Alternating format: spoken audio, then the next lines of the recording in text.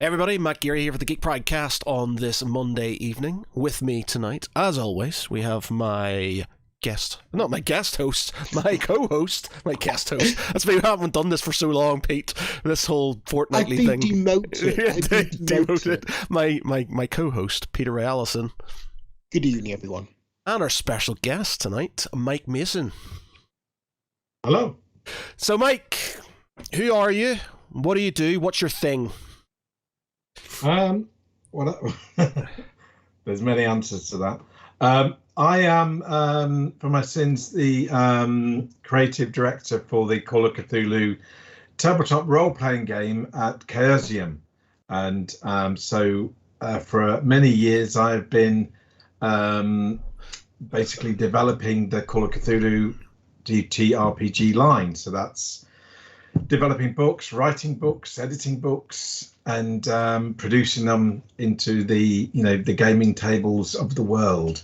That's kind of my gig, I guess. Okay. I mean, am I correct in thinking Call of Cthulhu was the very first horror role-playing game? Yeah, technically, a horror role-playing game in terms of what it was actually called, a horror role-playing game, then yes, Call of Cthulhu was the first horror role-playing game. Yeah, because previously, you've had fantasy, you've had sci-fi, some other variations, but it was the first to kind of say, no, this is a horror role-playing game. I'm just showing all the different. You got all the rules, scenarios, Down, Darker Tales, Pulp Cthulhu, Call Cthulhu Wiki. Yeah, I mean, I remember playing Call of Cthulhu way back in the late 80s. That was my first, but my third role-playing game I ever played. And it was completely different to anything I ever played at the time because you had a sanity mechanic, which just blew my mind. No, sure. Yeah, I mean, it works very differently to many role-playing games, even still. I mean, we celebrated its 40th anniversary a year or so ago. It came out around Halloween 1981, and when it came out, it was certainly something quite different. It wasn't about building tough characters and leveling up and fighting monsters and getting treasure and getting more powerful. It was actually the complete reverse of that. You started off weak, normal humans, and you basically then got worse. So basically, you kind of suffered the slings and arrows of your adventures, and if you were lucky, you kind of survived to tell the tale and recuperate, or maybe you made the ultimate sacrifice, and by doing that you saved humanity or your hometown or your family or whatever it may be. So it was very much the antithesis of that kind of hoarding and leveling up kind of style of role play, which obviously has come before and continues to this day. I mean, it's not necessarily one's better than the other, but certainly for me, it was the kind of game I was looking for that didn't exist at the time, that was more about actually telling really interesting and engaging stories rather than just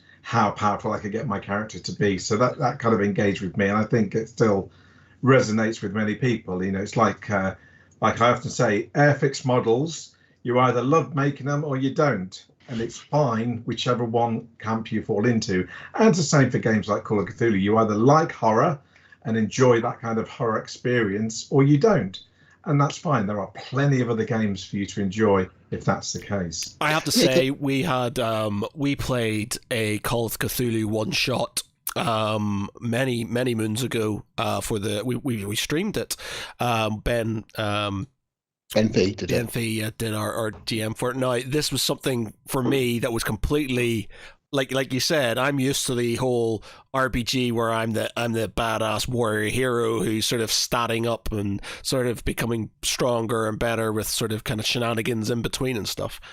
And then I'm basically given this sort of chance to be a character who is basically an old sort of war because I kind of wanted to be a soldier still, but I'm like, I'm older and I'm not as strong and I'm not as sort of I've got my best status is my history, and it's all this stuff, and it was completely different experience than from playing D&D, but I really, really enjoyed it, more so because of the narrative to it, and the fact that basically knowing stuff in Call of Cthulhu is a bad idea because you go crazy if you know shit and stuff, and it's just like, you know too much and then you go crazy. And by the end of the thing, it was really well done. And by the end of it, we were in this house and we had to sort of kind of basically stop this beast from summoning, and I went crazy and I was like holding this thing, in it like some sort of like ritual, and we were all trying to keep this ritual to keep this monster from sort of kind of appearing. I went mad, which stopped it, and if it weren't for the fact that one of the other guys had also gone mad to the point where he didn't care, only he cared about himself, and then he argued that, well, because I care about myself, wouldn't I, for self-preservation wise, keep this going so that, as much, at the when it's gone, it's fine. I'm just going to bugger off, and I don't care. But obviously, I'm not going to just run and let this thing kind of, because it's going to hurt me, and that happened. And so he kind of saved the day by being selfish in a weird way, and it was so good. It was really well done, and it was a completely different experience from any other RPG I've ever played. Yeah, I mean, one of the beautiful things, why it appeals to many people, is because it works so well as a one-shot game. You can have a long campaign playing, some other system or game where you're, heavily invested and all good. But the best one in the world, humans, we don't like to do one thing all the time forever and ever and ever. So it's nice to take a break, or when you come to a natural kind of break in a game between campaign chapters, or you take somebody's away for a week, so you want to run something different, and so Cthulhu has worked very well as a kind of a one-shot game, but it's such a broad kind of game that it does that really well, but also it works really well as a campaign game conversely. So actually doing a kind of a long campaign where you are developing your characters and getting deeper and deeper into some form of mystery or situation works really well as well, because, as you say, it is very much a plot story based game, and while and it's really about the story. It's your version of the story. There's a kind of an outline plot that you are kind of engaging with through the keeper, the GM, but it's really telling your version of the story. How do you do it? Because obviously how your group tackles that story and how it ends, like the example you just said about how it came to an end, is unique to you and your group, like most role-playing experiences. But because there is such a strong narrative thread with the characters and their engagement with the plot, it kind of does resonate very well in that way. And so people often share their memories of their gaming experience with the Call of Cthulhu with me. I remember the time when we saved the world because John blew up a penguin, or whatever it might be. Some crazy thing that I wouldn't have heard of, but in their game was that was the crunch point. So it's amazing hearing all these kind of war stories that kind of come out of Call of Cthulhu play, because they kind of have a real kind of, it's almost like the role-playing equivalent of a really good novel. You kind of get into a novel and you tell your version of it in a sense.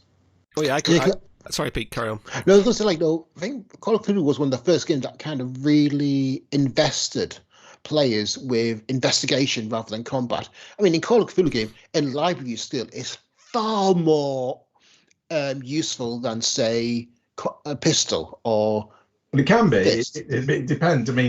It's absolutely true. Your kind of character skills really kind of help to push the gameplay in certain directions. And again, you can play Call of Cthulhu as a very combat-heavy kind of style of game if that's what you want to do.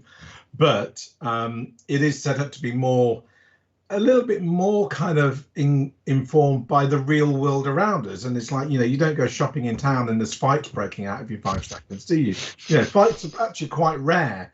So in the Call of Cthulhu game world, you have to want to get into a fight to do it. Most of the time, your characters are far more sensible to avoid fighting or run away at the first sight of it. And then come back better prepared or find a different way to tackle the situation without necessarily resorting to violence. Yeah, because it's like, again, like you said, like fleeing was generally the combat option of most players in Call of Cthulhu. Oh, it's a what do you call it? A Cthulhu. Oh, it's a Hounded Tundras. Run. What's your Sure. action? Run.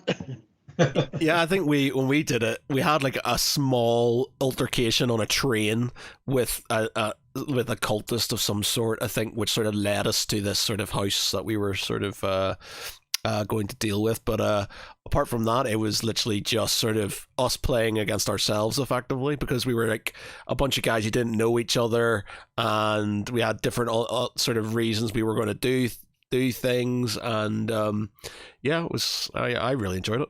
Just completely different. The other thing that sometimes surprises people if they're coming from a different, more conventional kind of role-playing game where you start weak, but you quite rapidly kind of get more powerful, as in you get harder to kill. Basically, you may get more hit points or wounds or whatever it would be. In Call of Cthulhu, you roll up your hit points to start, and they really never change. So, the average human, let's say, is on somewhere between 10 to 12 hit points.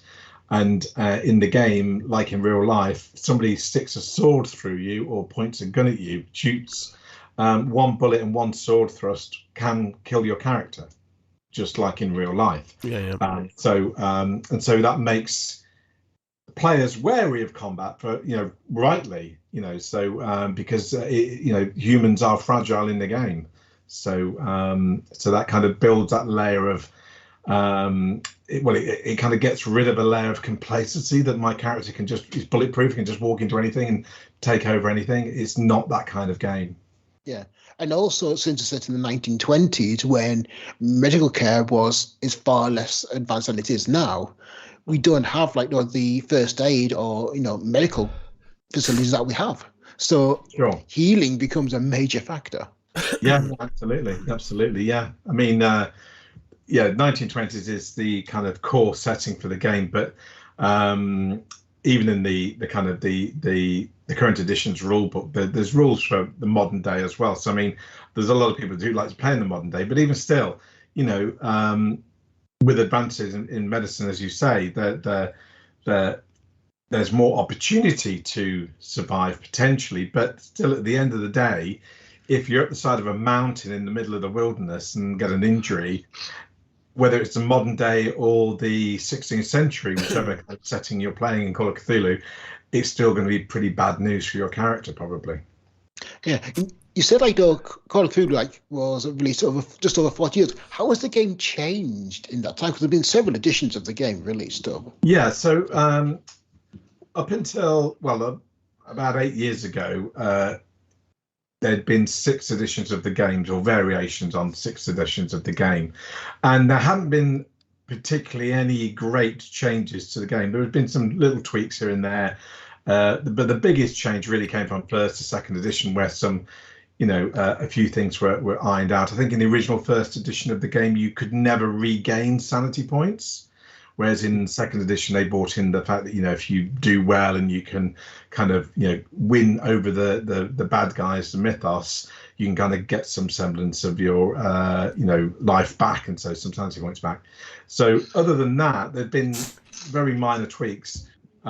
So with 7th edition, which is the current Call of Cthulhu, we actually introduced some wider changes, some more kind of streamlining. So the game remained the same, and you were using the same kind of roles, but we actually introduced some more kind of variation into the game. So it used to be, because it uses the percentile system based on Chaosium's basic roleplay system. So using a D100 dice to roll under a number. So for instance, you making a climb roll and you have 50% in climb, you need to roll 50 or lower on your percentile dice. And in first to 6th edition, it was basically a pass or fail roll. You either did it or you didn't. So pass, fail. So in 7th edition, we introduced degrees of success. So you can actually, there's like a regular success, there's a hard success, and there's an extreme success, which actually to kind of gradiate the levels really to kind of, because it allowed you to sort of say, okay, when you want to climb the wall, but you're climbing in a heavy rain, it's actually harder than normal. So you need a hard success, like a half value success. So things like that we kind of introduced. We kind of streamlined combat to become an opposed role rather than a you go, I go, which normally meant you miss, I miss, you miss, I miss. And we'd all stand there in combat for 10 minutes, missing each other, which isn't particularly like real life. So we made that an opposed role. So it was more likely that something would happen every round. And again, that not only streamlines things, but it also speeds up combat as well. So things like that, and introduced pushing the roll, which allows you to kind of have a second attempt at a skill roll that you failed, but only if you can justify what additional resource or risk you're taking to attempt that roll. And if you fail a pushed roll, the outcome is worse than just a straight failure because you've put more into it. There's more chance of something going wrong if you fail it. So which kind of echoes and builds on the kind of the idea of this is a horror game with tension. So it increases the tension. And if you fail the roll, then your character is in a worse situation than where they were before, which again is kind of standard for a kind of a horror film or a horror book. You know, somebody does something that doesn't work, they tend to be in a worse situation going forwards. So it kind of mirrors those kind of things. So there's a number of rules. So it was probably the biggest kind of translation into the new rule set from the old, although it is completely backwards compatible with material that's been published over the last 40 years. So one of the key things we maintained was, you know, you can just pick up an adventure written in 1982 and run it with 7th edition with some very minor on-the-fly adjustments you can make once you know what you're doing. Because the core stats of each of the characters, NPCs, and creatures remains essentially the same. It's just you've just tweaked the rule system to sensibilities. The numbers would look a little different in that as I said, it's a percentile system, so all your skills are percentiles. But just harkening back to the old days, your characteristics, your strength and dexterity, and that were all 3 to 18 numbers. And when you needed to roll them, you would multiply that number by 5 to make it a percentile to then roll it in the game. So in 7th edition, we just did away with that and just made them percentiles. So they like the skills. So you'd have to go, what do I do with an 18? How do I roll that? Well, it's already done for you. You've got to, roll under the percentile number. So that's the only difference. But again, once you know that, when you look at an old scenario, you just know I'll just times that by 5 if I need to make a roll. 9 times you don't need to make a roll. So it's academic. Okay. How long have you been involved with the Call of Cthulhu line? In terms of working with Chaosium kind of full time for I think it's coming up to 9.5, maybe even 10. I think it's around 9.5. I can't remember, about 9.5 years. Prior to that, I kind of worked with Chaosium in a freelance capacity every now and again. I mean, I started working with Chaosium back in the, trying to think now, mid to late 1990s. I'd done a few freelance bits of editorial work with them over the years. So I've got a long relationship with the company, but it didn't become kind of formalized until, as I say, about 9.5 years ago. Oh, wow. And yeah, I mean, I've always been interested, like, how you kind of become involved in the role-playing industry as a writer. I mean, like, how just kind of like, as a writer like myself, I kind of get involved and start writing for the industry. I think there's two ways it tends to fall. Either you are writing for somebody else's game, or you are writing your own game. And they're both kind of got different kind of swings and roundabouts with them. If you're writing your own game, it's potentially a little harder. It's probably easier now than it's ever been, because obviously you now have the capability to produce something at home on desktop publishing. You can produce a PDF, you can get it on drive-through, and you can start selling it as soon as you're able. Obviously, you've got all the work of getting that together, but that's now in your hands to do. So the gateway in that sense is certainly the bar to entry is a much lower than it's ever been, which is really good. But in terms of established role-playing companies, either you bring them a game that they don't have, there's something in their portfolio that they have a gap. So, for instance, there's a role-playing company and they don't do anything science fiction, but maybe they would like to, and you turn up with, I've got an idea for a science fiction game, here's how it would work, kind of thing, and they're interested. Then maybe, you know, they kind of bring you in some capacity to publish this kind of gap in their system, although that's harder to do because there's not many gaps in most established role-playing companies. But the kind of standard way otherwise is kind of through freelance work. So developing your skills and your reputation with a particular company, you basically establish a relationship with one or more companies in that way, and can show that you can deliver work on time to a certain standard. And I guess, you know, they put the work out and it sells reasonably well, so they think this is good, and so invite you back to do more, basically. So but again, it's about establishing a relationship and actually delivering. So, you know, there's plenty of people who want to be writers, whether it's for role-playing games or screenplays or novels or whatever, but never actually write. So step one is actually, well, you need to actually write something, and if you get past that, then you're flying, really, because it really just comes down to, you know, saying you're going to do something by a certain date, you know, being able to work to a deadline, being able to communicate with, you know, your editor, and being able to take constructive criticism on board, because you know, there are always some people that don't like criticism and find it really hard to you know, accept that, and that can become an issue if the publisher wants to kind of make some changes for various reasons, and if you're not on board with that, that makes the relationship difficult, and so that publisher is unlikely to want to work with you again, because it's about bringing the best resources together to make the best product, and, you know, you're one component in that product, not the entirety of it, because there's artwork as well as all the kind of layout and everything else that goes into it. So being able to kind of, you know, work with criticism, being able to deliver on time, and being able to come up with some cool role-play game experiences on paper are the ingredients in whatever kind of way you want to approach it.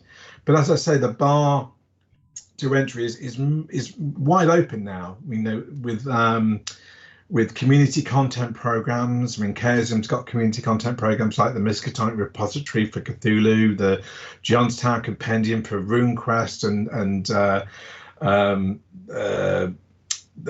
7th one. There's going to be a Pendragon one fairly soon. You've got the D&D version of, you know, their community program, as well as many other companies doing this, you know, through things like Drive-Thru, where you can write something and get it up there without any interference. So, you know, I encourage people to do that because it's great experience. It gets your name out there, gets your material exposure, and you know, there are people that have done that kind of thing through our community programs who we've kind of like spotted and gone, actually, that's really good what they've done there. I think that'd be really interesting if we could maybe invite them to do something directly for us now, maybe. So it does, you know, it does provide a window and an opportunity into the companies, you know, who support these community programs as well. And certainly there's a whole bunch of writers that I've gone on to commission to write specific things for Chaosium to publish. And so, you know, it's a kind of, I guess, a proven potential way in, you know, in that sense. So, you know, ultimately though, is know what you want to write, you know, decide, you know, what's the game you want to write for, and learn about it, you know, read what they published, not what they published 30 years ago, what they published this year, because that's what they're interested in terms of what's their format, what's their style, how do they put information across, because each game will do it differently. and know the rules and be able to apply them in your writing. And then all those kind of things, all tick boxes when someone like me is looking at a manuscript considering whether it's something we would want to publish. There's lots of reasons I can say yes and lots of reasons I can say no. And obviously the more that you tick, as in yes you can spell, yes, tick, yes you can write a sentence, tick, yes you understand this is called Call of Cthulhu, tick, you understand the rules, tick, you've actually used a template very similar to what we use when we publish scenarios, tick. So all these things stack up to a point where you go, actually this person knows what they're doing, this is good stuff. And so that's the real kind of key really. But we have a very kind of open door policy on submissions. We don't accept many, but we do have, anyone can send a submission in, and anyone can send, publish their stuff on the repository as well. So, it's very kind of open, and we want to encourage, new writers and diverse voices to kind of, fill out the gaming space, because it's all, it creates good experiences on the table, which is what we're about, really. I imagine writing Call of Cthulhu has a very specific tone of requirements. It's a very kind of specific flavour to a Call of Cthulhu game, isn't there? It can be, but I mean, obviously, with a game that's 40 years old, we also don't want to be too prescriptive, because otherwise it becomes very samey. And in that case, there's only so many haunted house stories what people are going to want to buy, let alone play. So we are, whilst there is some kind of old chestnuts that are always kind of always interesting, we do look for kind of innovation and a bit of creativity, and that includes kind of style and tone, because sometimes it's nice to kind of have something a little different. Obviously, there's core tenets of the game. There's some form of mystery, usually some kind of mystery you need to kind of understand and get into and solve, and normally there's some sort of element of the Cthulhu mythos, whether that be some sort of human tampering with forces they shouldn't be, some alien eldritch kind of monster from beyond, or some strange alien like magic, or whatever it may be, is obviously built in as well. But Call of Cthulhu is a very broad church in terms of what it can do as a system. So equally, if somebody sent up with a really cool and imaginative survival horror scenario that isn't a mystery, it's much more kind of action orientated and so on, then well, why not look at that as well? Because again, people want to kind of have different experiences at the gaming table and change the style of game as they play, because again, not everyone wants to play a mystery every week. Sometimes it's nice to fight the zombies and survive the night, or whatever it may be. So while there is a baseline for Call of Cthulhu in that kind of sense of a mystery and investigation, it's always nice to break the rules as well sometimes. And so coming up with novel ways to kind of look at that is something I look for in submissions. Somebody's doing something a little different, or has got a new spin on an old idea. It is always worth a look. Talking about, I saw I've just been looking at the website and what you did. I didn't realize you did Hero Quest. Well, you did until a couple of years back when Hasbro sort of obviously took over the license. But I didn't realize you did a Hero Quest RPG. Yeah, there was I mean, this goes back many years, but there was a time when RuneQuest was actually sold and held by a different company for a while, and so Greg and the team of Chaosium in the day wanted to kind of do a new kind of version of RuneQuest to some degree, and so Hero Quest was born, and so there's a kind of a more free-form style of game, but based on the kind of RuneQuest mechanics, and now that's kind of evolved over time to be a kind of a more generic system that can be used for different kind of skins and variations of styles of game and themes. And so Hero Quest was originally kind of a part of Chaosium, and then that kind of also got attached to the Hero Quest board game, which has got nothing to do with us, but uses the same name. And so eventually we kind of had an agreement where those guys they wanted to relaunch the Hero Quest board game, so we kind of let them kind of carry on with that name, and we changed the name of Hero Quest to Open Quest, which actually suits it better because it is a very open system, and you don't have to do fantasy with it. You can do, other sorts of styles of game with that as well. So we've got an Open Quest system, which is I'm not sure where the state of it at the minute because it's not something I deal with, but Ian Cooper, who heads that Open Quest stuff, I know he's busy beavering away on different sorts of setting materials and core rule sets, which I think are all coming out and starting to flow out, over the next. So it wasn't actually anything to do with the Hero Quest board game. It was something you'd come up before, and it just sort of similar names. Had the name, and then those guys liked the name so much they wanted to use it as well. So okay, I understand. Yeah, cool. Obviously Chaosium use their own rule system completely separate to the D&D system, but did the whole issue with the D&D OGL license have any impact on yourselves at Chaosium? No. Okay, it was just you do you basically. We'll keep doing our own thing. Yeah, we've been using BRP, our in-house system, basic roleplay, which is, I say, is a percentile system since the 70s. Yeah.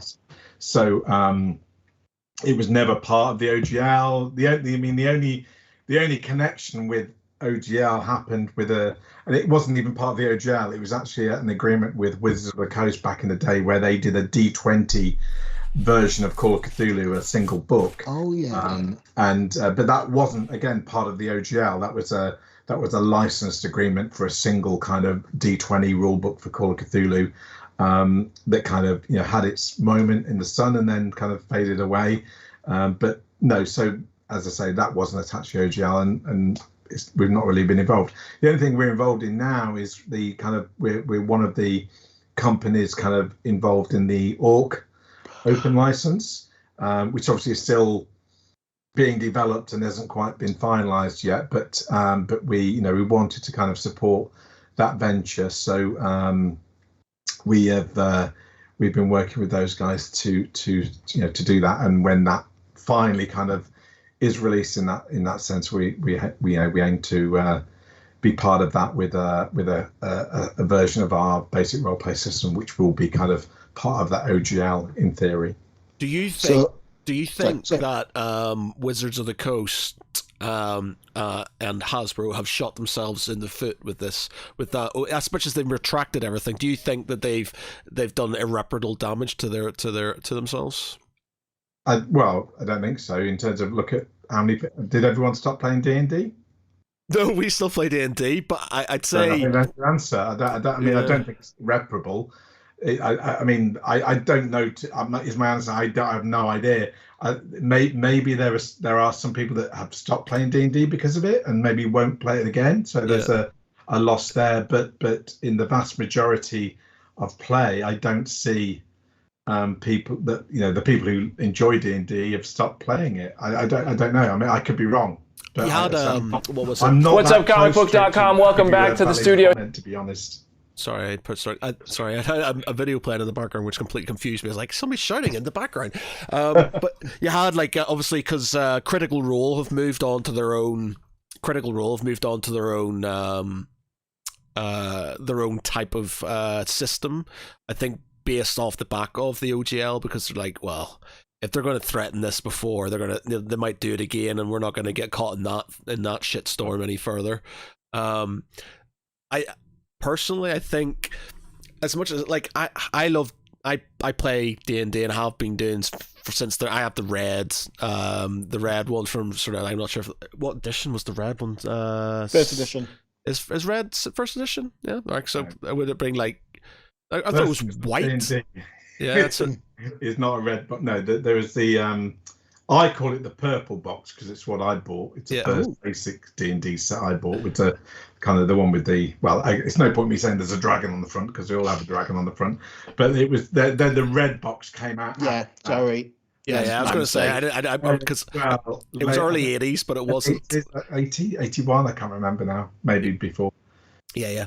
And so I've got fond memories of it, and I didn't have any sort of kind of fight to pick with them, especially since we started this new campaign we had with them, with D&D and over COVID and stuff. But as soon as that sort of thing hit, it sort of left a suitably bad taste in my mouth, and I went from being indifferent to the company and just happy that there's this good game to being like, is there ulterior motives to everything they're doing now? So I'm now, every time something new comes up, I'm questioning it, whereas I never used to question it, and now I'm just like, And I think that's where the sort of damage is maybe getting done. I guess in the end, if the people are still buying their games, but I'm less likely to move to open D&D. I'm happy enough to stay at 5th edition now. Because that may be the crunch. I mean, as I say, I'm not qualified or close enough to really know the answer. But I mean, I guess, for people that have spent, invested already quite a considerable sum in their current edition books, and they're quite happy to, get their value out of them and continue playing with them. If they find a situation where they need to spend a lot more money on a new edition, then maybe that's a crunch that some will and some won't. I don't know. I mean, obviously, like most role-playing games, when a new edition comes out, all your old editions immediately burn and you can't play them anymore. So that, I don't know. Or maybe people would just carry on playing what they've always played with. I don't know. Yeah, true. Has COVID have any impact on Chaosium or Call of Cthulhu in terms of playing and uptake? I think the overwhelming kind of impact was what was felt by most of the industry, in terms of that, because people were stuck at home, and once that novelty had worn off after like 2 hours, they wanted to kind of do something. And so online gaming, while it was already existing, and we were supporting online gaming, and I was run online games through YouTube and stuff like that in times past. But when COVID kind of happened, there was a real kind of upsurge in that across the board, and certainly with Call of Cthulhu, that was that included. So we saw many groups either being rejuvenated through play, or coming together through new online play, and certainly online conventions. There have been one or two that kind of were happening fairly regular each year, and suddenly many online conventions are happening and continue to happen, which is brilliant. It's not like what you always kind of fear is that everyone starts playing online and then they're allowed out of the house, and so all of that dies. But actually, it doesn't seem to be the case. People are kind of, actually, this is a really accessible way to meet with friends and play games and talk and whatnot, as well as meeting maybe once a week or once a month with some other friends face to face around the kitchen table like old times. So it's a nice balance of the both. But certainly we saw many people kind of starting off new campaigns for Call of Cthulhu, finally an excuse to kind of run Masks of Nyarlathotep or Horror on the Orient Express. We've got a captive audience we can play, and the spin-off from that has been the massive increase in number of live plays going on places like YouTube and Discord and so on, where, again, there'd been some before, but you've got groups who are videoing themselves and sharing the content on video platforms. So which is all marvelous stuff, really. So yeah, I mean, so it did affect us in that way, in a very positive way, I guess. Yeah, because I was been doing some research into role playing, like before, during, after COVID, and there was about March, April 2020, role playing just spiked. Yeah, and for the first time, it was trending on Google. There'd been kind of gradual interest up for the past 10 years, and then just suddenly interest in it shot up because people wanted that escapism that gaming and role playing games offered. Yeah, I mean, any, and also, you got the gamers who already had all the books, and they just wanted a way to play, and this was a way to play. But obviously, you've got a lot of people that weren't necessarily gamers at the time, or had only kind of peripheral, who were kind of like, "Well, what is this now? Now I've got a good opportunity, no excuse not to give it a go at least," and joined an online game and kind of found they liked it, and suddenly found themselves running games and creating groups and videoing themselves and showing on YouTube and I think it helped that obviously what's it called? Stranger Things was a big help to sort of kind of RPGs as well, because it sort of made them relatively cool in a weird way, especially as everybody's meant to be. There were a bunch of nerds playing D&D. Well, it's not, my sister's, for example, is an example of this. She has no, bar being, playing some games when we were kids, she had no real interest in board games or anything like that.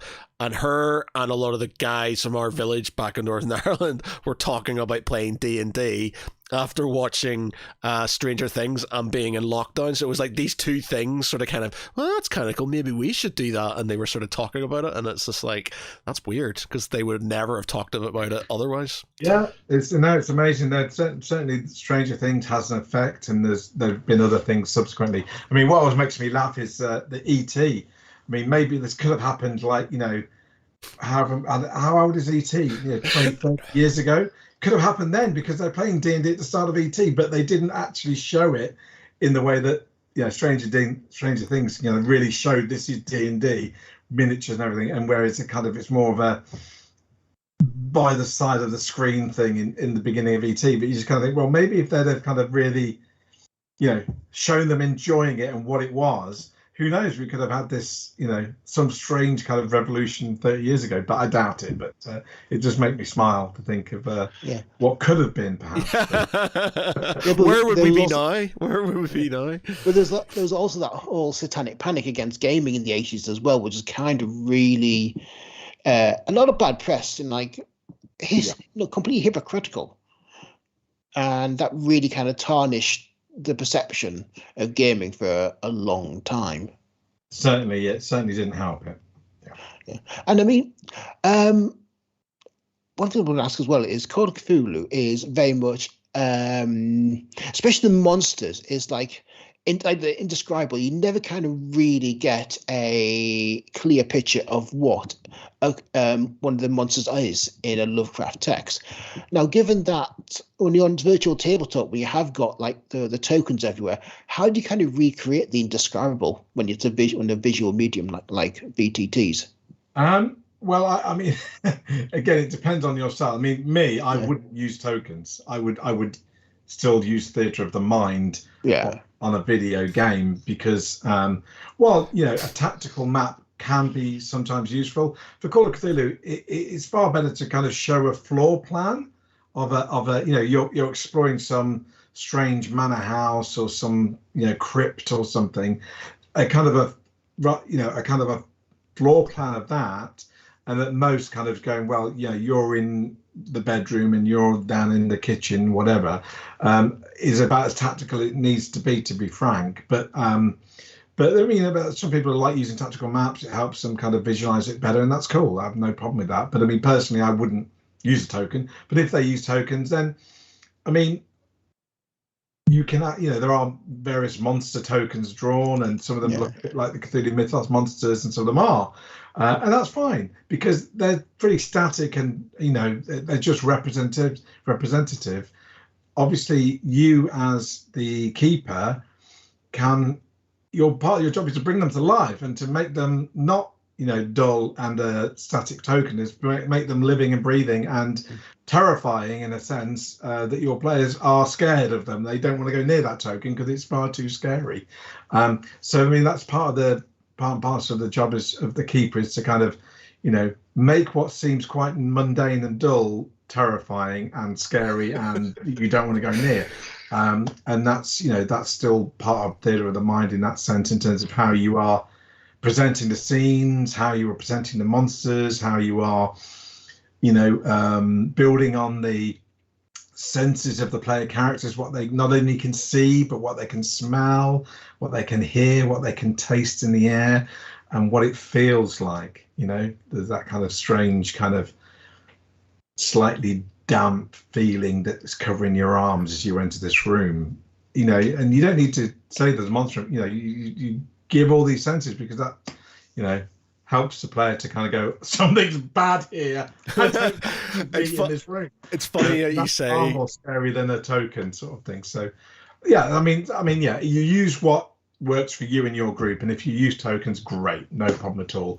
Not something I use. I don't feel a need for them myself, but I can see why a lot of groups will find them useful.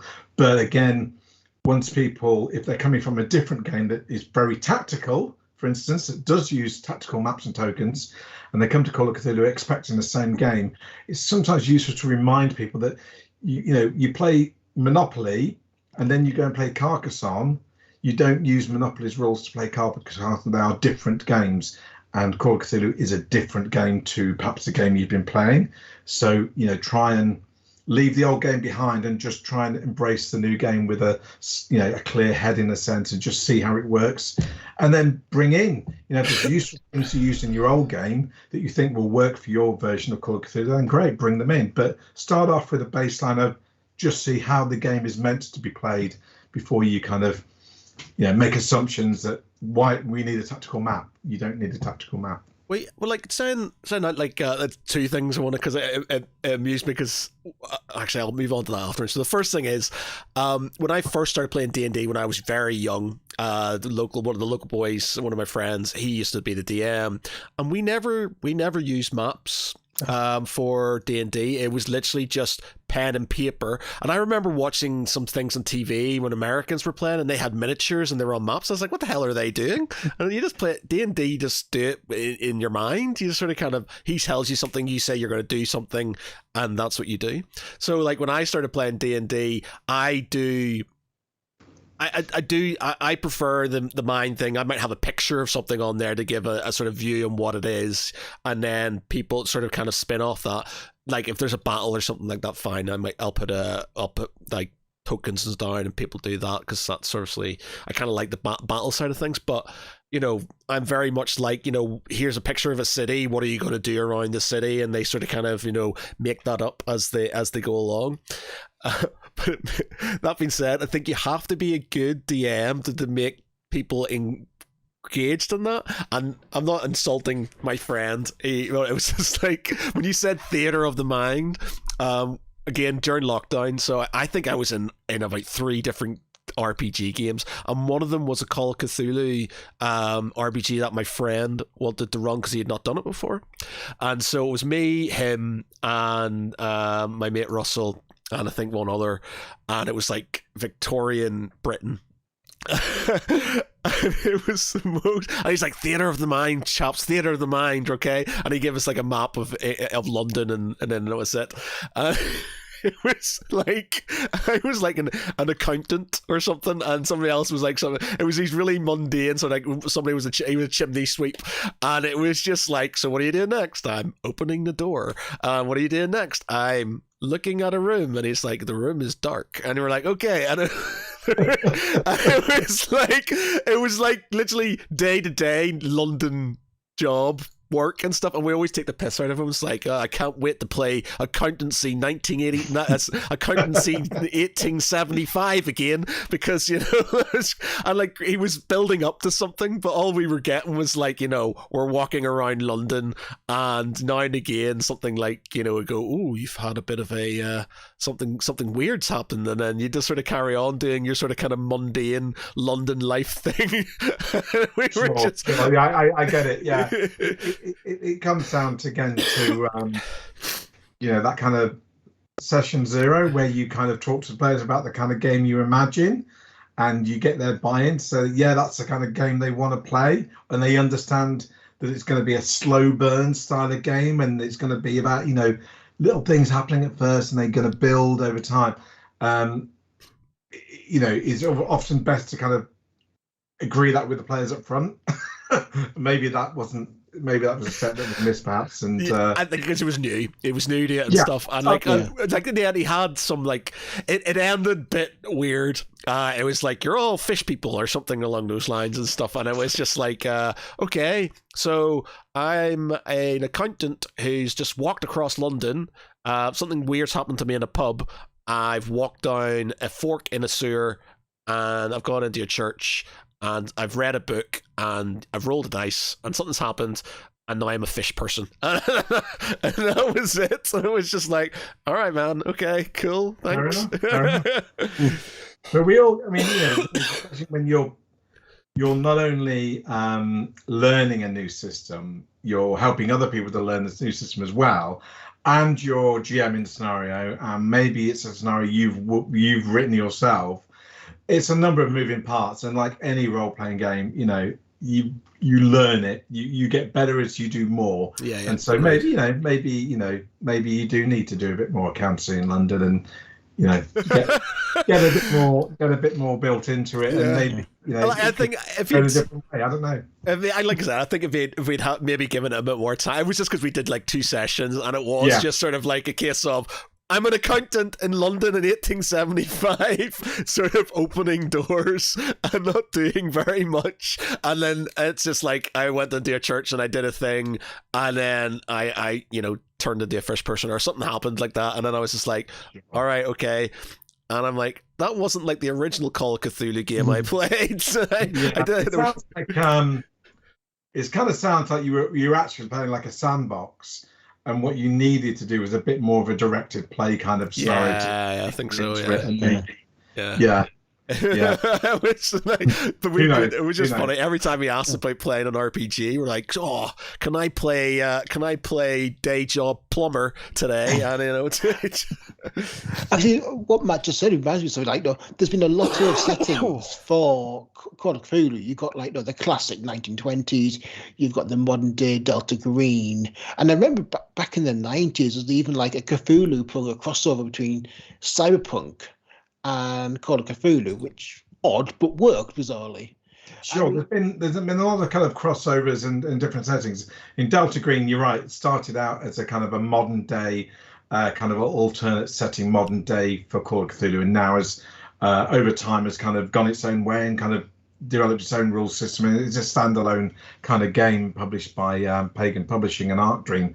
But in terms of the lines we do, I mean, because humans are and the world around us is the kind of the primary setting for Call of Cthulhu. It can take place in any kind of moment of history. So we have, as you say, 1920s and modern day tend to be the core kind of periods, but we have like the American Old West with a setting called Down Darker Trails, which is basically cowboys and so on in the Old West dealing with these sort of strange things happening, and likewise we have a kind of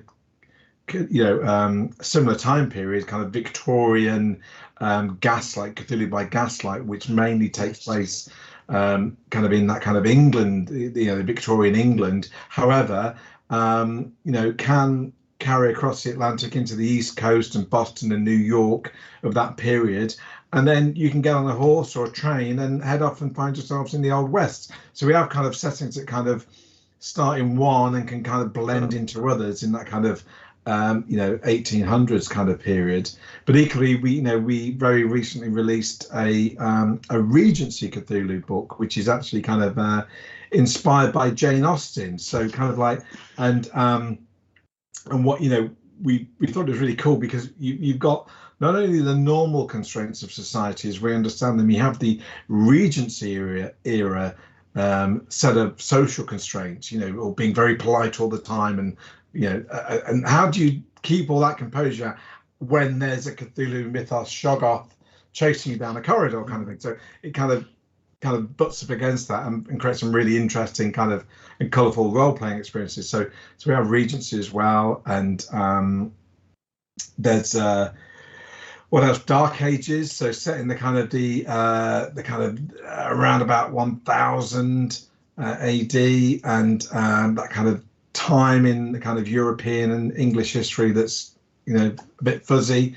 where there aren't any libraries. There are a few books, and they're mainly held by monasteries and monks and so on, but there aren't any books elsewhere. So how you gather information in that game is slightly different. It's all about conversations and relationships and traveling to places and trying to find out stuff. But it's all, and it plays off kind of ideas like folk horror really interestingly, as well as stuff with the Vikings coming in and raiding Glastonbury and all Lindisfarne even, and so on. So you've got all those kind of things going on, which kind of again create interesting stories that are slightly different to what you would find in a 1920s setting. That could be interesting. Yeah, that could be quite interesting. Yes, I mean, and so that's for me. It's always been the beauty of Call of Cthulhu. It's like if there's a particular period of history that you like, well, you could run Cthulhu. I mean, we got another book called Reign of Terror, which is set during the French Revolution, which is an epic and horrific backdrop for a horror game. And again, so if you've got a particular interest in, I don't know, I'm trying to think of a moment in history, I know Modifius are doing a Roman, or is it a board game, Pete? They're doing a Cthulhu Roman board game one, isn't it? Yeah. Yeah, that'll be quite a good era. World War II, Acton Cthulhu. so on. There was Acton Cthulhu that Modifius did under license, and now do their own kind of version of. And we've got World War Cthulhu, which originally published and developed by Cubicle 7. Who we've now kind of acquired that, so we're kind of redeveloping that material. Nice. That'll be for good. World War II as well. So it's World War Cthulhu, sort of like World War III, but with Lovecraft and Cthulhu. Oh. Yes and no. World War Cthulhu is, if you imagine like the name of the line. So it deals with kind of Cthulhu in war times. So the actual core setting is Darkest Hour, which is actually set during World War II, where you are basically kind of, it's very similar to the SOE, Special Operations Executive, doing these sort of secret missions within missions. So go over to France and blow up those dams. While you're there, can you get into the church and steal the Necronomicon? That sounds really good. That sounds good. Kind of, secret operation missions within World War II, but also Cubicle 7 did, and we're developing as well, is a kind of what they call Cold War Cthulhu, which is basically 1970s spies and espionage, that kind of Cold War kind of vibe, where you've got different agencies and cults and sinister things going on.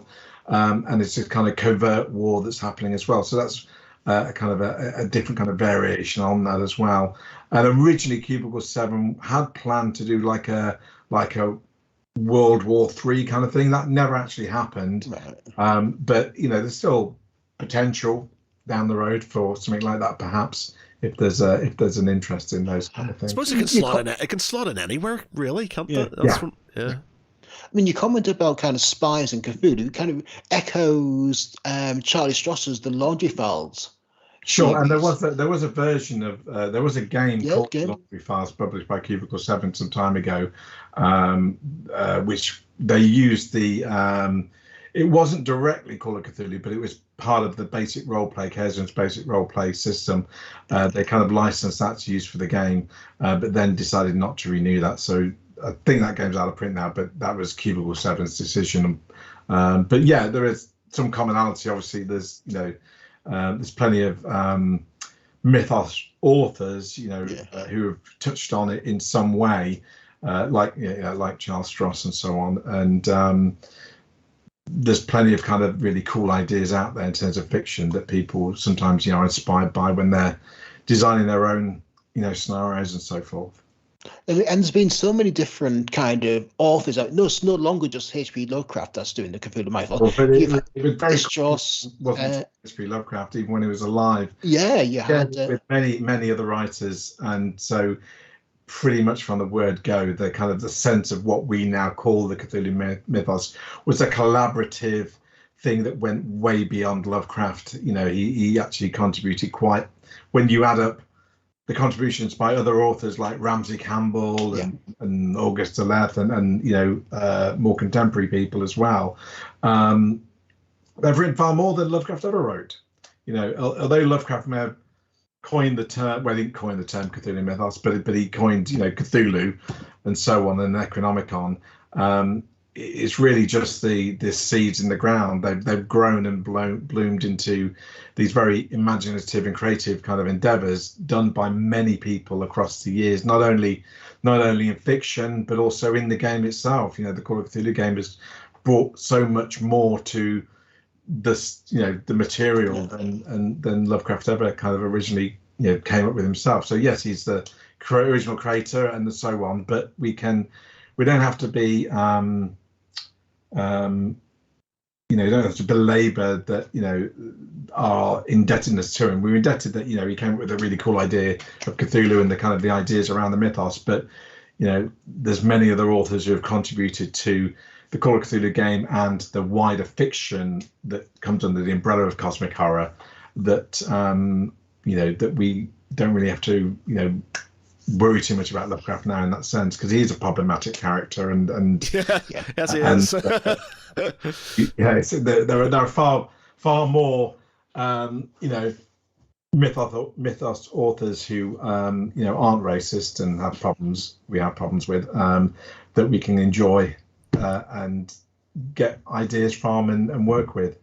And so that's one of the good things he did, was to open the work up and be collaborative, and that was a great thing that he did.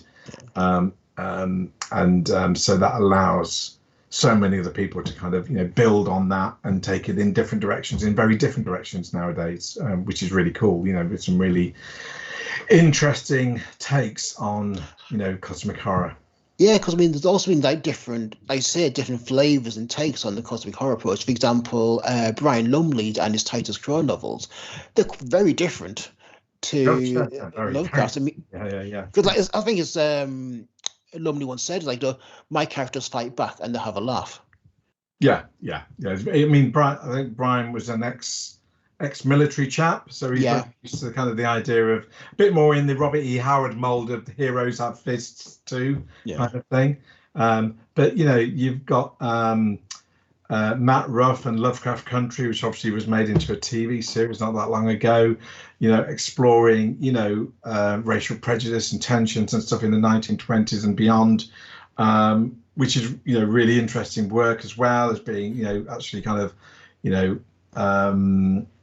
what's the word? Kind of tossing Lovecraft into touch, almost the same way is a reaction to that kind of stuff that he was talking about back in his day, is to kind of re-explore this. And we've got other authors, Victor Laval, The Ballad of Black Tom, looking at the mythos with new eyes, really. And so that's really interesting and good, and different creative imaginations coming from different people is the lifeblood of any kind of creative endeavor, really. Nice. And where do you go from here? I mean, like I said, it's been going for 40 years, and you've got this massive wealth of material that people can draw upon. As you say, it's they can pick up a first and second edition book, and you can still use it with the seventh. Where does Call of Cthulhu go from here? It just gets more tentacly, really. I mean, there are things with a game that's 40 years old. There are a number of kind of older scenarios and materials which are kind of considered classics in some sense. With your rose-tinted spectacles on, they are kind of, when will you republish those? And so it's very much a balancing act. Because Call of Cthulhu could very easily become just like a greatest hits machine, where you only kind of publish stuff that's already been printed. I'm very reluctant to do that. I like to have a balance of things. So we cherry pick some of the really cool old stuff, and we kind of give it a new lick of paint, new artwork. We re-edit it, develop it a bit more, maybe add some bonus material in, and so we put it out, as part of the line, and that's really cool. And we did that with the Mask of Nyarlathotep campaign and Horror Orient Express and Mansions of Madness and so forth, some of these old classic books. But equally, we're putting out just as many brand new books, because it's important that, it's still a living, breathing game that's got new ideas and new lifeblood in it to kind of, for people to enjoy. So, we've just put out a campaign called the A Time for Harvest, and we put a scenario collection out, which was Nameless Horrors, where it's all about different one-shot scenarios that deal with monsters that have never been shown before. They literally are unknown horrors. Again, to kind of show variations on the gaming table. So it's very much so many things. I have so many books that are in the pipeline. I don't even have to think about a new one, to be frank. I mentioned Call of Cthulhu by Gaslight. We're currently finishing up and working on the new edition of that for 7th edition. So that will be a new kind of a new edition of Gaslight for Call of Cthulhu, for that kind of Victorian era style of play. We've also got the whole kind of Arkham country. So the kind of the original kind of home of the mythos in terms of that kind of New England town of Arkham, and Innsmouth by the Sea, and Kingsport, and the Dunwich Horror, all these kind of locations in that Essex County area.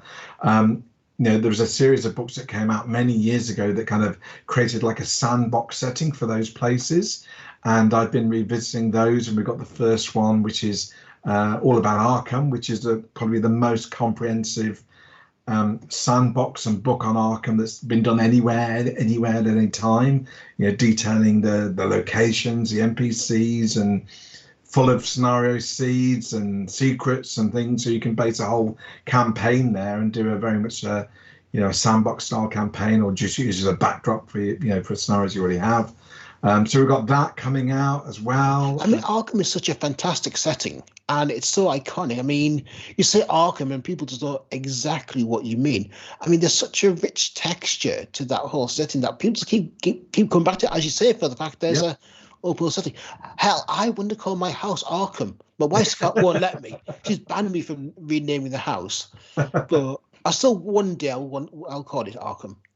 Sure. I mean, obviously, and Arkham was created back in the 20s by Lovecraft, and obviously since then it's kind of developed and gone many different shapes and places. There's the Arkham of Batman, which is a completely different thing, and there's the Arkham of Call of Cthulhu, the tabletop role-playing game, and then there's Arkham of the board games, and it's a horrible board game. I've never won that game.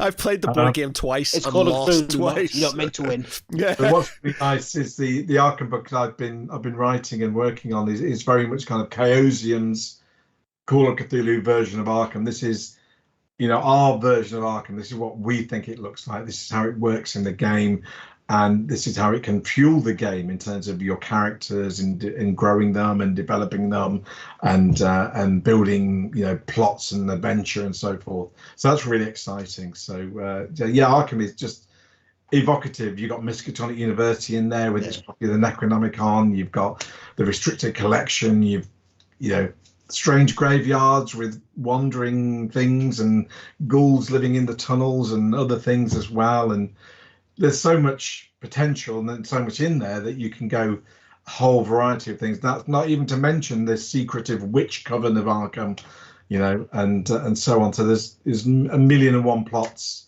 and you only need one or two for your group. So there's plenty to choose from. And take in the direction that you want. So I'm very excited about that particularly. But we've got other campaigns and brand new campaigns. Brand new campaign for Gaslight called The Curse of Seven. We're developing new settings as well. So we brought out Regency not that long ago, but we've got some other cool kind of far out settings, if I can say that which will be really exciting to get out eventually. And we've got lots of books in development. We've got a lot of books written. We're in the pipeline, and we've still got lots of books being written as well.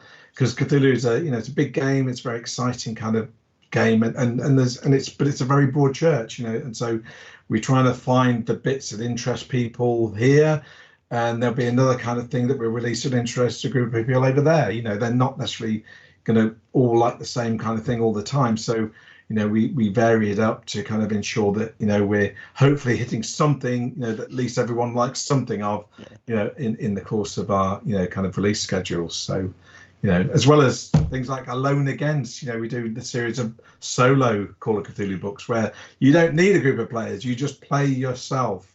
and they're really popular. And again, they were popular in lockdown, and they continue to be popular.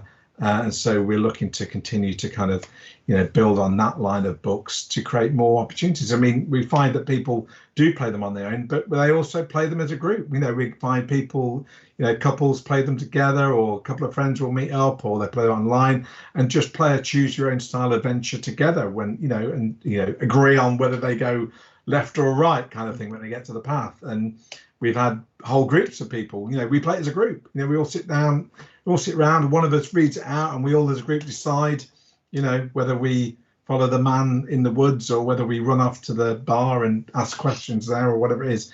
So that's an interesting and different style of playing the game, but you're playing the game still. So there's lots of opportunities, and it's what I'm trying to say, that's what excites me about the game, and that's what we're trying to kind of develop and bring out in terms of what the future of the game is lots of really cool things to do, some of which hopefully you'll think are cool too. That's what our plan is. One thing I really liked was the Call of Cthulhu starter set you released about 5 years ago. Yeah. And one of my friends picked it up because they've been playing role-playing games, but they really wanted to run one of their own, and they picked that up. And I think what made it for me was that it was a great introduction, but also there was loads of kind of like maps and handouts and tactile things, which for a reasonable price, like of a night out, was all there for you. About 20-25 quid, depending on where you are in the world and where you're buying it from. But the whole intention was to create a starter box set that was literally a starter box set. So you maybe have never role played before, you certainly haven't played Call of Cthulhu before, and by opening this box, we could get you to understand the game, understand the rules of the game, understand how to play the game, and understand how to run the game for friends and family, other people. So that's why the first book you open, within 2 pages, you are playing the game with a solo adventure that teaches you the rules of the game and gets you to roll up a character while you're doing it before you need to do anything else. Yeah. And so my whole idea was that the last thing you do, you bought this box set, you get home and you want to do something with it, and you open it and realize, oh, I need a set of role-playing dice. They aren't in the box. Where do I get them? So dice are in the box. And I want to do something with the game, but I need to get 3 or 4 friends around. But I want to do something tonight. You can start playing immediately by playing the solo adventure. And so the whole point was to kind of lower any barriers to kind of just giving this game a go, because ultimately what I wanted people to do was give it a go, and then they could decide, is this a game I want to do more of, or I've got my value out of playing the stuff in the box, but it's not really for me. Something else is for me. But you've learned that, and that's cool. But I just wanted a way that people could try the game out, learn the game, and feel confident in running the game for somebody else. And so, you get the solo, you get 3 other scenarios that kind of guide your new keeper, your new GM through how to run the game. And as you say, you've got a rule set in there as well, the kind of core rules of the game, including character generation. And as well as that, as you say, there are handouts and maps that are all part of the scenarios already done for you. So it's as low a bar as entry as we could get it. And it's been very encouraging to see the reviews of the box set, that people have been very enthusiastic about it, very complimentary. So that was very heartening to see that hopefully the box is doing what it's meant to do, which is be a starter set, and without any kind of need to get anything else to play with. It does everything you need for a good while. So yeah. Excellent. How did you find UK Games Expo, by the way? Oh, good. I mean, Expo's it's quite a big show these days, isn't it? For the UK, it's I think other than Salute, it's probably one of our largest games shows, and certainly it's the most diverse in terms of it being tabletop role playing and board games and a little bit of electronic stuff as well, and card games and war games as well. So it's a real kind of eclectic mix of a bit of everything, which is really cool to see. And it's nice that this year seemed to be. We finally seem to be over the kind of COVID thing, whereas in the last couple of expos have been very kind of, been smaller, less well attended because there's still been, the kind of overhang of COVID. And this seemed to be the first one that started to kind of fade into the background a little bit. In that, there were more people there. It seemed Saturday was really busy. Very busy. Yeah. On the Chaosium stand, we have a booth. We've had a booth there for a number of years, and we were really busy. We were really busy on Friday, really busy on the Saturday, and we were so busy we pretty much sold out of everything by the end of Saturday. We had a few bits left on Sunday, but the majority of our stuff had gone. The new Rivers of London role-playing game, which we've had Ben Aronovich. Yeah, we've had him on the podcast. Oh, fantastic! So you know all about it. So I mean, we had Ben on the stand signing copies of the Rivers of London role-playing game, and of course, the day that Ben's there, we sold those out within a few hours. Yeah. So which was great. So we had a really good show, and as ever with gaming shows, it's nice not only to just see the people come up to the stand, have conversations, and that. It's also meet up with old friends as well who you only see at conventions and so on. So it's a nice thing for that. So I had a great time. Did you both have a good time there? Yeah. Oh yeah. Yeah. Absolutely. Gone up. Saturday was hammered. We went. So we've gone bar the lockdown year. I think we've been going for a while, and I think this last year we went and we had this we're going to interview everybody we can, and we did interviews with all loads of people, and just people aren't interested in all these interviews and stuff. So we went different plan this time round. We're just going to talk to people. We're going to get them say, we do a podcast. You're more than welcome to come on if you want to and talk to it and stuff. And then we did a bit more, and we found that a lot easier going. I took a lot of photographs and stuff, and Saturday was hammered to the point where when we walked around on the Sunday, I was like, I didn't see this yesterday because there's obviously a wall of people everywhere around it and stuff. But I love it. It's by far one of my favorite, if not my favorite convention in the UK, just for its diversity and the fact that it changes every year. It's not like you go to these normal conventions and it's just the same stuff over and over and over again. Always changes. There's always different stuff. Obviously, there's lots of different new games been coming in and coming up. It's very dangerous for my wallet. You leave your credit card behind. Yeah. I was very good. I was very good this year. I only bought one thing this year. I've got it here actually. Kingmaker, the second. Oh, I nearly bought that. Wow. I grew up on my first ever war game experience with my father was playing the original version of Kingmaker from the 70s, and I remember he brought it out. My mom wanted to play Monopoly or Ludo or something. My dad's like, how about Kingmaker? And so me and my brother and sister and stuff were playing this game, and I just have this memory, it's really vivid memory of playing Kingmaker. And then I was just walking around with Pete and I went, holy shit, Kingmaker? I was like, that's one of the first ever war games I ever played in my entire life as a kid, and they had a new version of it, so I was just like, I'm gonna have to get a copy of it and stuff. So I did. So I went and got a copy of it. I resisted for the show, but I'm probably gonna end up picking up a copy as soon as I can. I got a point. I was on YouTube looking up all the different rule types and how things had changed and stuff. I was like, all right, okay, cool, right. What's really cool about it, without going on at length about it, is that they've got the original game in there. Yeah. And the board over, and it's the streamlined modern version of the game, which is and they've got additional things as well, so you can add in. So they had all these different versions of it that it sort of came out in sort of afterwards, and they've got them all rolled into one and the stuff. I was looking through it all, and I was just like, man, the nostalgia in this game is absolutely just. That's half the thing, isn't it? It's I often think about the rose-tinted spectacles we all wear as gamers. Those games we played and those memories of some of those early board games or role-playing sessions, or that particular D&D module that is a bit crap, really, but you had a great time playing it. You think of it fondly, So that's that's part of the hobby in a sense, and there will be newer players now who will look back on the things we're doing now, and that's what they'll be looking back at with the rose-tinted spectacles, and they'll open it in 20 years' time going, yeah, it's not as good as I remember it. That's fine. That's how we That's how we are, isn't it? Yeah, it's like you go back through all those like I went back to there's thing called Arcade Club in Bolton, not Bolton, in oh god, Barry. Is it Barry? Barry, yes, in Barry.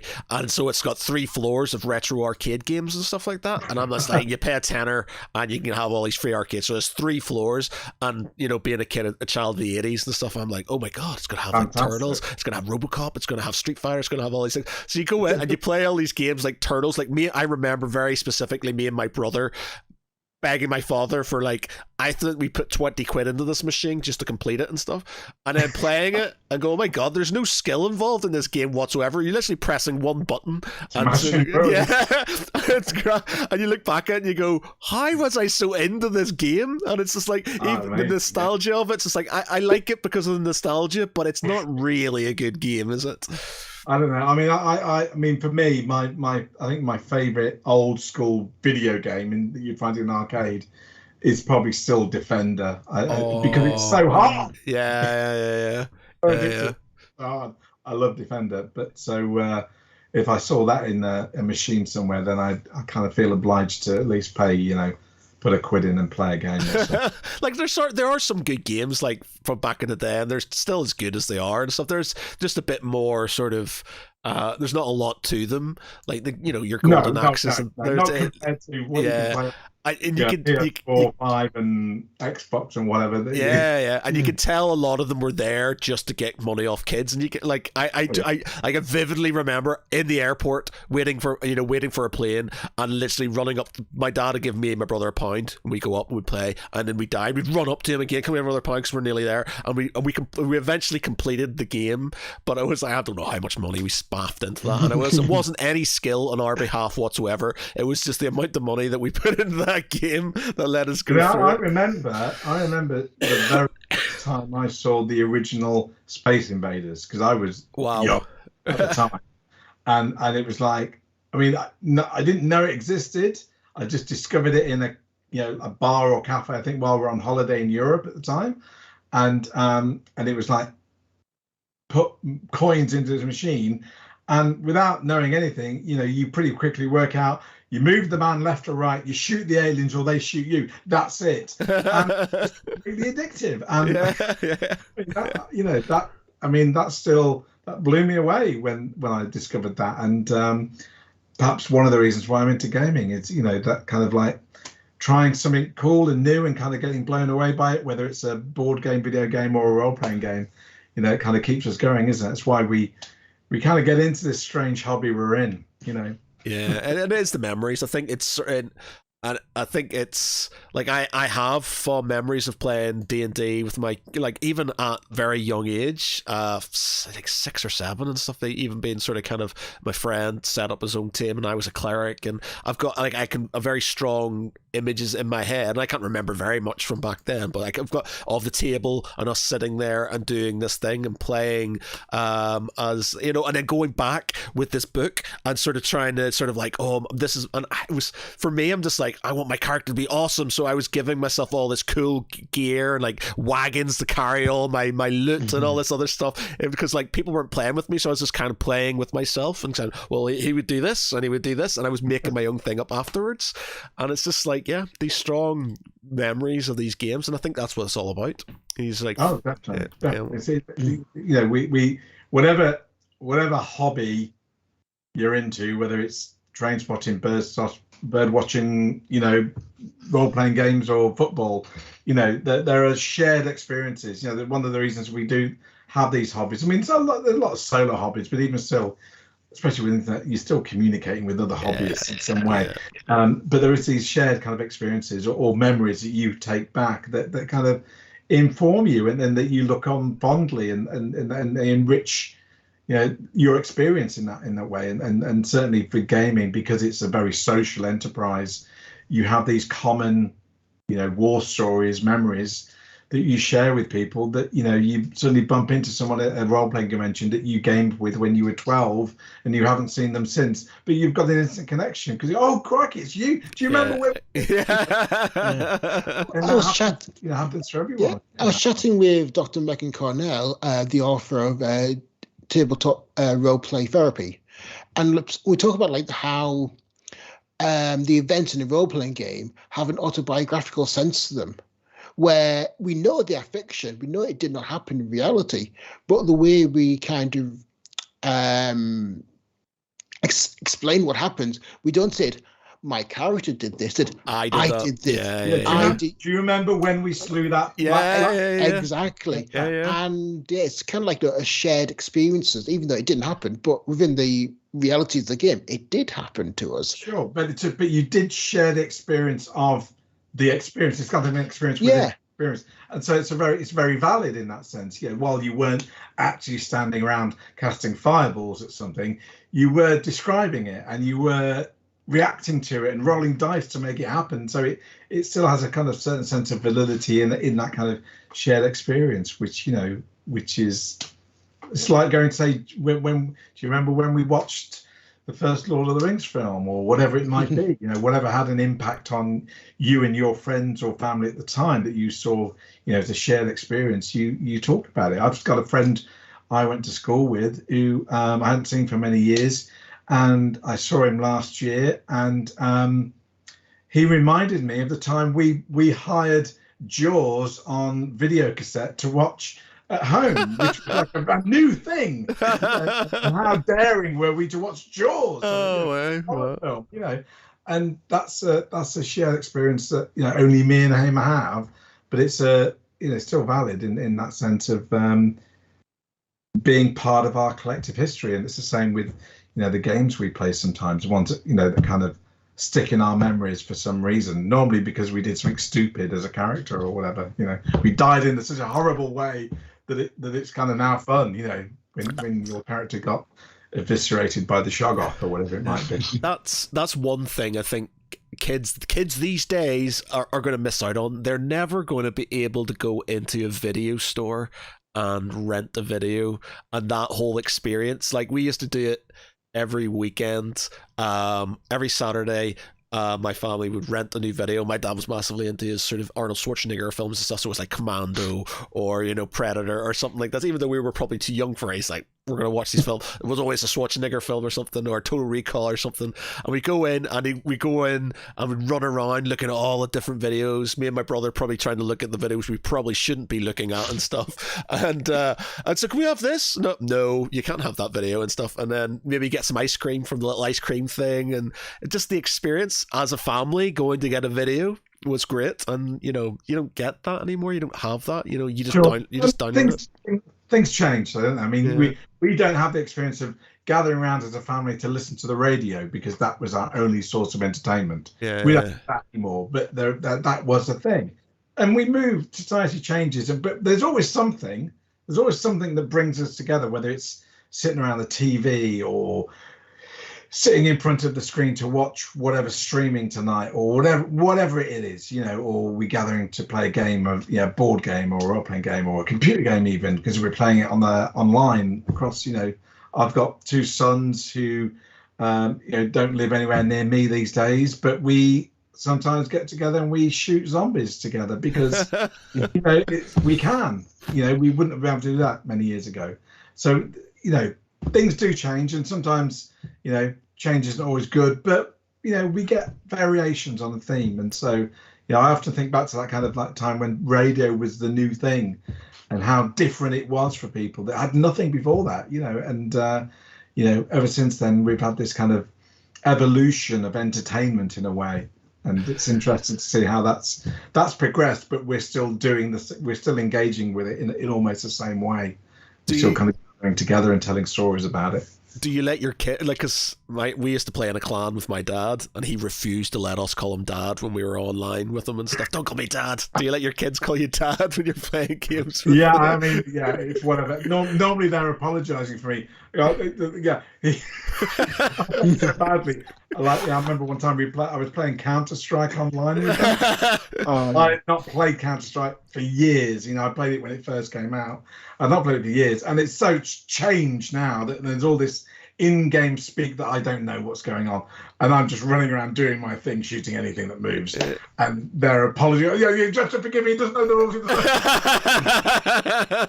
I'm out of my depth now. Yeah. The thing is, like, we used to play. Like, my dad had he had a clan. They're still technically going, called OAP, called the Overage Players, and it was like all like sort of like his age, and they'd all play games. So I've got two sons. Oh, why don't you come in? So me and my brother play him in, and obviously my brother was a lot better than a lot of them, so they didn't take to him very well, because he was beating all these old fogies who had sort of been playing these games at a sort of kind of normal pace, and then he comes in, the damn kids, sniping them all in the head on Battlefield 2 and stuff, and it's just like, no.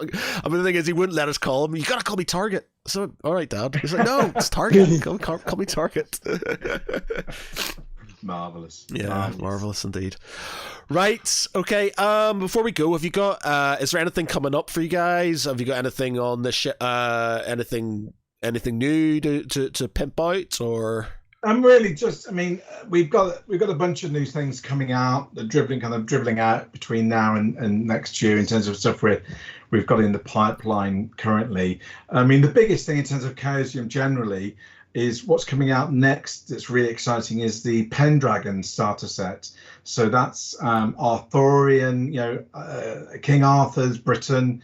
You're playing kind of, knights, chivalry, running around dealing with crazy monsters and ethical dilemmas and so forth. It's fantastic. Fantastic. I mean, if you got any interest in the kind of lore of King Arthur and all of that, and Merlin and so on, the game really kind of digs well into that in a really accessible way. So we've got a brand new kind of starter set for that game coming out very soon. So that's really exciting, because again, that starter set's packed with really cool stuff and handouts and maps of England and so forth. So that's very exciting. But the main thing is, what I was going to say was, other than that, is really just join the Chaosium mailing list. You just go to chaosium.com, chaosium.com. There's a free mailing list. Join it, and you get our Ab Chaos newsletter. And basically, once a month, you'll get an email, and it'll just tell you everything you need to know: what's coming out, what cool events happening, what you can kind of get involved with if you want to, and so forth. And that's really the easiest and best way. Or just check out the Chaosium Facebook page or Twitter feed, the usual places, and you will hear all about all the cool stuff we've got coming out. So awesome. That's what you should do. Awesome. Right, it's been an absolute pleasure. Thank you very much for joining us tonight. For me, I've been Matt Geary. With me has been Peter Ellison. Good night, everyone. And Mike Mason. Good night. Thanks very much. Bye. Bye.